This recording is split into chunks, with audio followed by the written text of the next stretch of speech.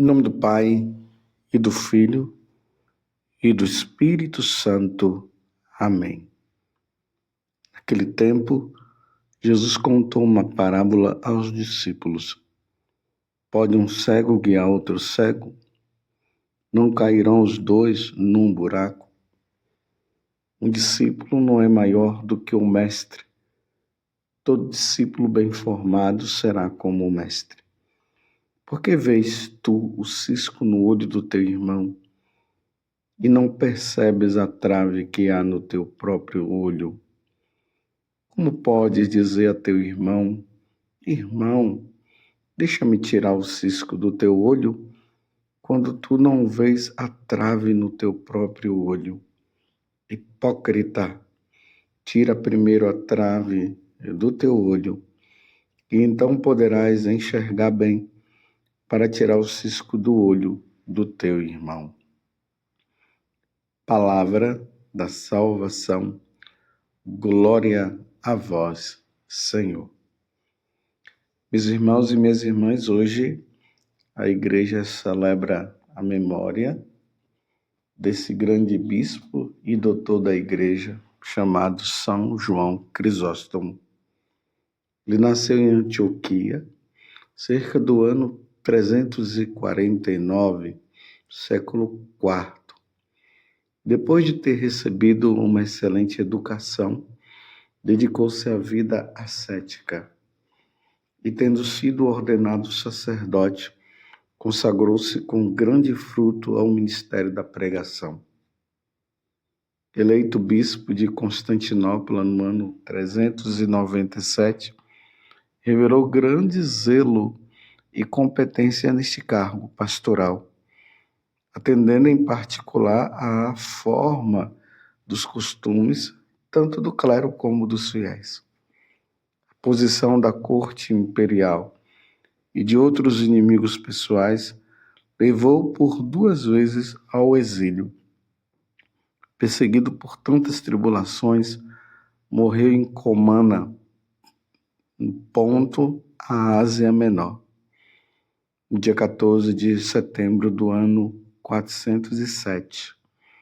A sua notável diligência e competência na arte de falar e escrever, para expor a doutrina católica e formar os fiéis na vida cristã, mereceu-lhe o apelido de Crisóstomo, ou seja, boca de ouro. Que São João Crisóstomo possa interceder por nós, para que nós possamos viver a vida com Deus e levar também essa mensagem ao coração do Senhor, ao coração das pessoas, né? Estamos no Evangelho de São Lucas, capítulo 6, do versículo 39 a 42. Jesus agora começa a chamar os mestres da lei, os doutores da lei, de hipócritas. Mas por quê? Quem é o hipócrita? O hipócrita é aquele que faz teatro. É aquele que, na frente das pessoas, demonstram ser uma coisa, mas por fora é outra totalmente, ou melhor, por dentro, né? Dentro age de forma totalmente diferente. Antigamente, lá na Grécia, os hipócritas eram aqueles que nos teatros colocavam uma máscara, só que não era uma máscara que era fixa no rosto, era uma máscara que ficava na mão. E aí eles imitavam. Se ele era um gato, ele colocava a máscara e se fazia de gato. Se ele era uma pessoa má, eles colocavam a máscara e se fazia de uma pessoa má, mas depois tirava a máscara. Nós encontramos isso também muito nos carnavais antigos, onde a pessoa colocava aquelas máscaras para mostrar uma coisa, mas na verdade eles eram algo totalmente diferente. E uma vez que os mestres da lei, eles estavam ali, os fariseus, estavam ali para ser o exemplo para os outros, eles estavam ali para ensinar. Lembremos mais uma vez o capítulo 23 do Evangelho de São Mateus, quando Jesus diz: está vendo aqueles mestres da lei, está vendo os fariseus? Eles sentam na cátedra. Sentar na cátedra significava ter autoridade para poder ensinar. Mas aí Jesus dizia para os apóstolos, para as pessoas que estavam ali também: fazer tudo o que eles dizem, mas não façam o que eles fazem, porque a vida deles estava totalmente contrária. Por isso que hoje no Evangelho Jesus diz: pode um cego guiar outro cego? Quantas vezes aí nas ruas você já deve ter encontrado, né, o cego sendo guiado por uma pessoa, alguém vai ali ajudando ela, porque os olhos do cego passam a ser os olhos daquela pessoa. Então Jesus faz agora essa pergunta: um cego pode guiar um outro cego? Não, na lógica, não. Imagina um cego caminhando em direção a um precipício sendo guiado por outro cego. Todos os dois irão cair no precipício. Então aqui Jesus fala uma coisa importantíssima. Ele diz: olha só, um discípulo não é maior do que o mestre. Todo discípulo bem formado será como o mestre. Então, Jesus está dizendo que o católico, nós cristãos, nós que somos sacerdotes, os bispos, os diáconos, aqueles que estão aí à frente da igreja, porque a igreja ela é hierárquica, e nós estamos aí justamente para levar os outros à salvação. Nós precisamos ser bem formados. E nossa formação, ela precisa acontecer aos pés de nosso Senhor Jesus Cristo. A nossa formação precisa acontecer através da leitura, da meditação da palavra de Deus. A nossa formação, ela precisa acontecer com os ensinamentos dos santos padres. Ela precisa acontecer com o catecismo da igreja. Desta forma, nós seremos bons exemplos para os outros, como nós vimos aqui na pequena biografia de São João Crisóstomo. É o exemplo. Aí sim nós poderemos guiar os outros, aí sim nós poderemos tirar o cisco do olho do outro. Aí sim nós poderemos dar o bom exemplo. Mas se nós não formos bem formados, aí nós vamos viver realmente a hipocrisia. Você é um hipócrita? Padre José Augusto, você é um hipócrita? Você, como sacerdote, está sendo um hipócrita? Você é um cego que está tentando guiar os outros cegos?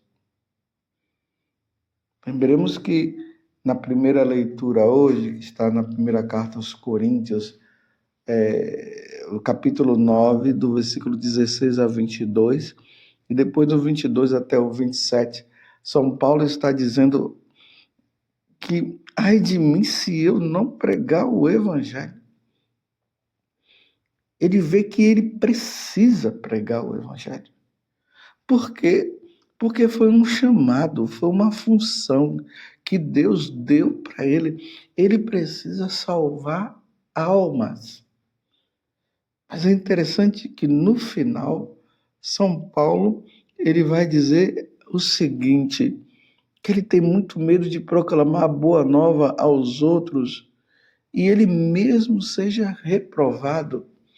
Depois de ele anunciar a boa nova, de ter levado o evangelho, e até mesmo muitas pessoas se salvarem, ele não ser digno da salvação, ele se perder. Por quê? Por ele viver como um hipócrita. Por isso que ele está aqui falando que é necessário viver uma vida de penitência, viver uma vida em Deus, para que esse evangelho seja coerente na vida dele também. Senão nós vamos ser do tipo daqueles que anunciam e não falam. Aqui, meus irmãos, no evangelho de hoje, Jesus não está dizendo que nós não devamos ver os erros do outro, que nós não devamos, então, tirar o cisco que está no olho do outro. É para tirar mesmo. É para tirar o irmão do caminho errado.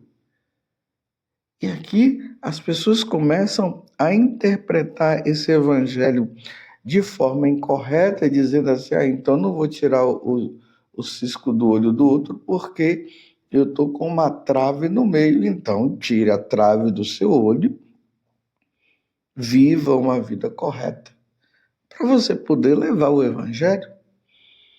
Quantas vezes eu já falei para vocês que às vezes tem pessoas que estão ali, que têm uma função, uma pastoral dentro da igreja, e depois eles vêm a nós padre dizendo, olha padre, eu não vou ser mais ministro da Eucaristia, eu não vou ser mais ministro da palavra, porque eu estou levando uma vida errada, então eu vou parar de ser isso.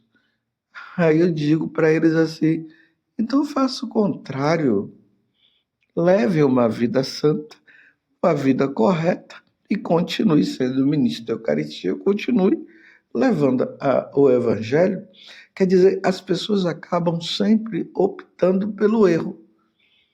Então, já que eu não estou levando uma vida correta, uma vida em Deus, já que eu sou hipócrita, então eu vou parar de levar a mensagem de salvação para o outro, porque eu não tenho uma vida que condiz com o que Deus me ensina.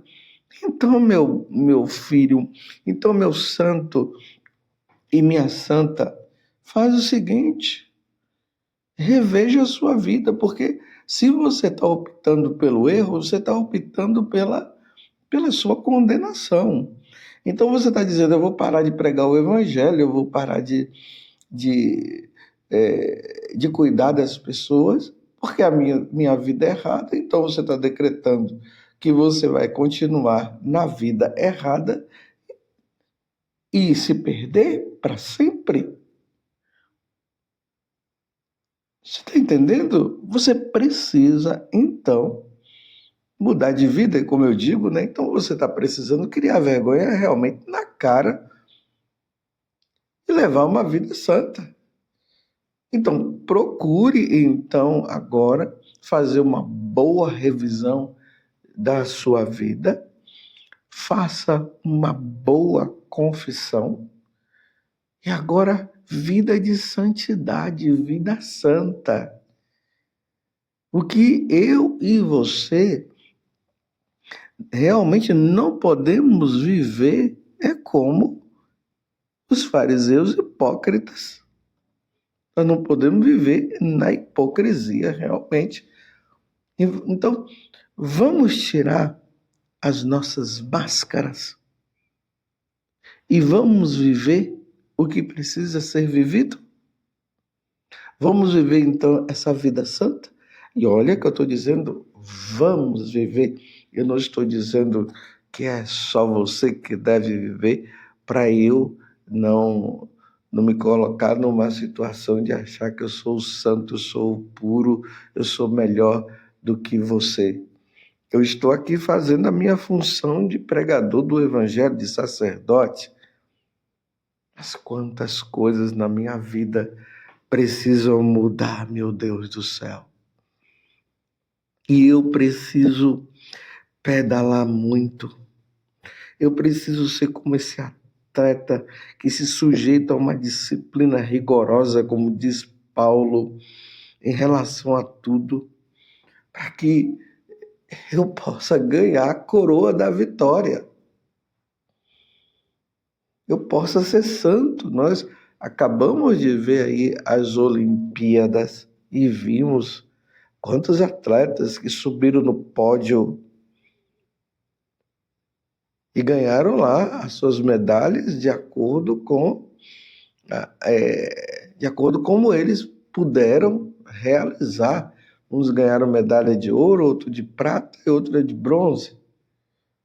Só que na nossa caminhada com Deus, meus irmãos, nós temos que ganhar medalha de ouro. Não tem esse negócio de bronze e prata, não. Temos que ser ouro. Porque nós precisamos conquistar a nossa salvação. Precisamos, sim, nos salvar. Como São João Crisóstomo, ele se salvou. Tanto que na vida dele fala que ele foi para o deserto para viver uma vida ascética, ou seja, a ascética vem de exercício, e como ele ali naquele exercício, ele conquistou a vida eterna, ele não foi hipócrita. Depois ele se tornou bispo pela vida que ele tinha e um grande doutor da igreja, ao ponto de ser um grande pregador e ser chamado de Crisóstomo, que quer dizer boca de ouro. Nós precisamos ser outros Crisóstomos. E aí São João Crisóstomo, como ele aprendeu, como Jesus está dizendo, com o mestre, ele pôde tirar o cisco dos olhos dessa e daquela pessoa. Ele pôde, sim, viver essa vida santa que é necessário para cada um de nós. Vamos ser santos. Peçamos, meus irmãos, a graça de vivermos a santidade. E não vamos entrar nesta onda, não, eu não vou tirar o cisco do olho do outro, porque eu tenho uma trave no meu, eu não posso ajudar o outro, porque a minha vida não condiz também. Então vamos criar vergonha na cara? Vamos então viver a santidade? Vamos salvar a alma do outro, mas vamos salvar a nossa também? Vamos viver essa santidade que é tão necessária? Porque sem a santidade nós não vamos herdar o reino dos céus. Vamos parar de fazer a opção de permanecer no pecado. Vamos fazer então o contrário? Vamos optar pela santidade? Vamos fazer a vontade de Deus? E aí, quando nós vermos o outro no erro, vamos lá com caridade. Não vamos lá como os santos, os grandes, os perfeitos. Não, reconhecendo que também nós somos esse vaso de barro, esse vaso que pode quebrar. Sim, pode quebrar. Mas que estamos nas mãos do Senhor e que o Senhor vai realmente nos ajudar nesse caminho de santidade, mas ficar cobrando dos outros e não se esforçar para viver a santidade necessária, aí não dá, meus irmãos. Que Deus nos conceda a graça de sairmos da hipocrisia e vivermos a realidade. E a nossa realidade é santidade, santidade, santidade.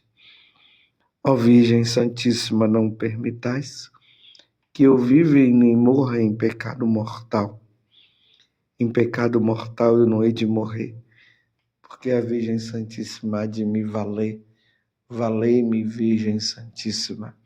Louvado seja nosso Senhor Jesus Cristo, para sempre seja louvado, e a sua mãe, Maria Santíssima. E desça sobre você, pela intercessão de Nossa Senhora, a bênção de Deus Todo-Poderoso, Pai, Filho e Espírito Santo. Amém.